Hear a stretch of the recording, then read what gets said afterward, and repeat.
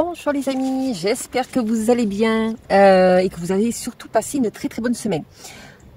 Alors cette semaine, je vous emmène à Gruissant, qui est un charmant village qui se situe dans l'Aude, dans la région Occitanie. Alors, pourquoi nous sommes à Gruissant? Alors, on est à Gruissant parce que mes parents habitent là-bas. Et donc, nous y rendons quand même assez régulièrement pour leur rendre visite.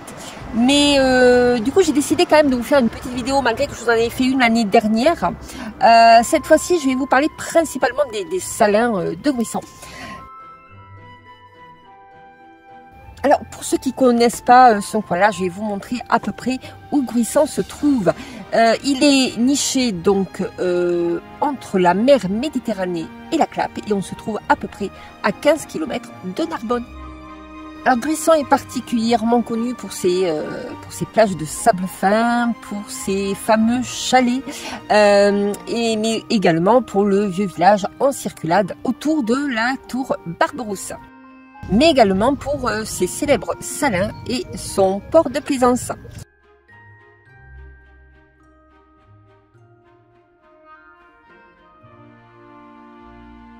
Cette vidéo donc va se dérouler en 3 parties. La première partie, je vous donnerai des généralités sur Gruissant. La deuxième partie, nous parlerons des fameux salins de Gruissant. Vous allez voir que le rose des eaux se mêle à une histoire fascinante. Vous allez découvrir ce que donne à ces salins cette couleur si particulière et leur rôle essentiel à travers les âges. Et en troisième partie, je vous dirai où dormir avec votre camping-car. Parce que oui, c'est pas très facile de se garer à Gruissant. Vous allez voir, c'est un petit peu compliqué. Il n'y a pas vraiment de parking attitré. Et d'ailleurs, je crois que la mairie n'est pas tout à fait d'accord pour qu'on dorme sur des parkings lambda. Donc c'est pour ça que je pense aussi qu'il y a beaucoup d'aires de camping-car à Gruissant. Il y en a quand même 3, donc vous avez le choix. Mais ils sont très vite remplis, vous allez voir. Allez, je vous amène découvrir Gruissant. Gruissant est occupé depuis l'Antiquité en raison de sa position avantageuse entre mer Méditerranée, étang et relief. Le village s'est construit autour du château qui a été érigé au XIIe siècle. Ce château servait principalement de forteresse défensive pour surveiller les côtes des invasions barbares, notamment celles des pirates. Aujourd'hui, il ne subsiste que la tour Barberousse, mais vous pouvez très bien monter à cette tour pour avoir un panorama magnifique sur le village, les étangs et la mer.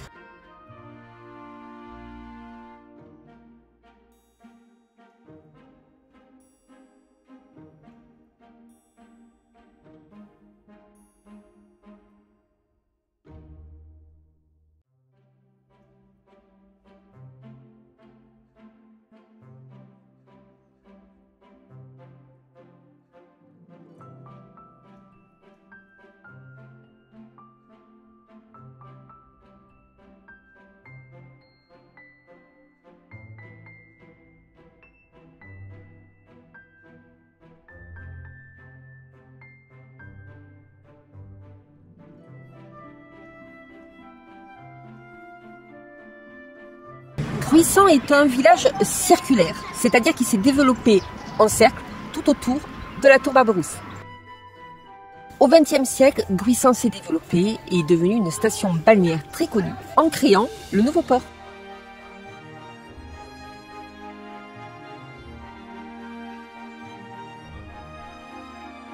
Vous avez évidemment ces chalets sur pilotis qui ont, une architecture un peu rétro. Ils ont été immortalisés, si vous êtes un petit peu cinéphile, par le réalisateur Jean-Jacques Benex avec son film 37°2 le matin. Ces chalets évoquent une époque où les vacances rimaient avec simplicité et authenticité.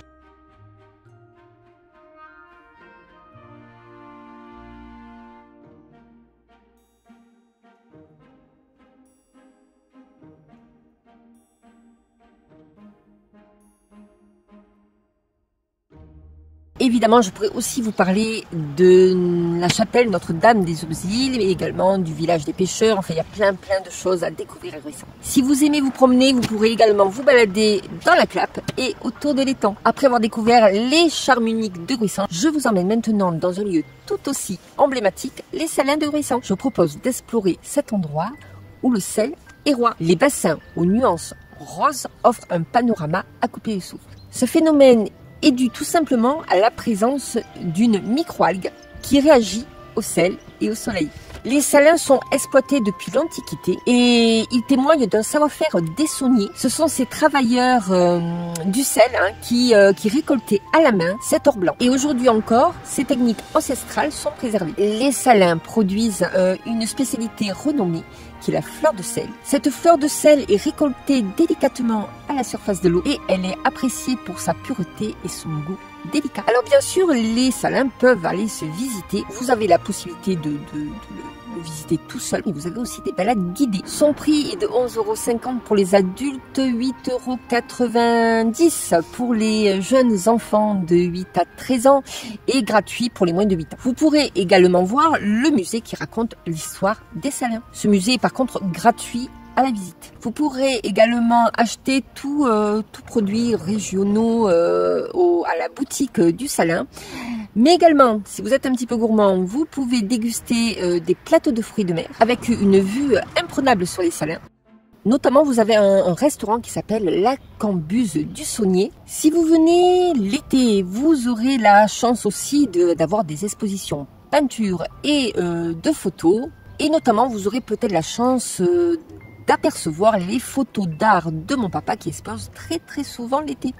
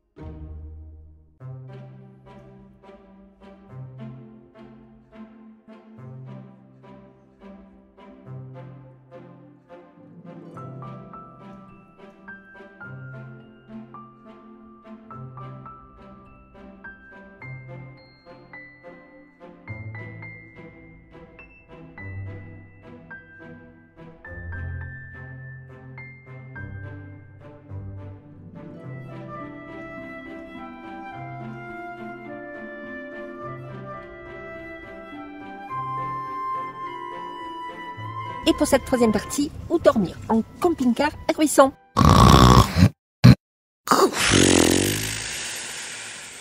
Vous avez beaucoup de choix, surtout l'été, surtout en saison. L'hiver, c'est un petit peu plus limité. Alors, pour toute l'année, vous avez l'aire des 4 vents. Elle se trouve près du port de Plaisance. Et donc, vous avez toutes les commodités à côté, les restaurants, les petites épiceries. Elle n'est pas non plus très très loin du village, donc vous pouvez aussi découvrir le village en même temps, aller au marché, etc. Donc, elle est pas mal située. Alors, au niveau des services, vous avez l'eau et l'électricité, et puis vous avez des sanitaires aussi, quasiment toute l'année, sauf en novembre, décembre et janvier, où là vous n'avez que l'emplacement. Contre novembre, décembre et janvier, ça sera gratuit, mais il n'y a pas du tout de service. Vous pouvez faire que la vidange de votre camping-car. En juillet et en août, son prix est de 15 € par jour.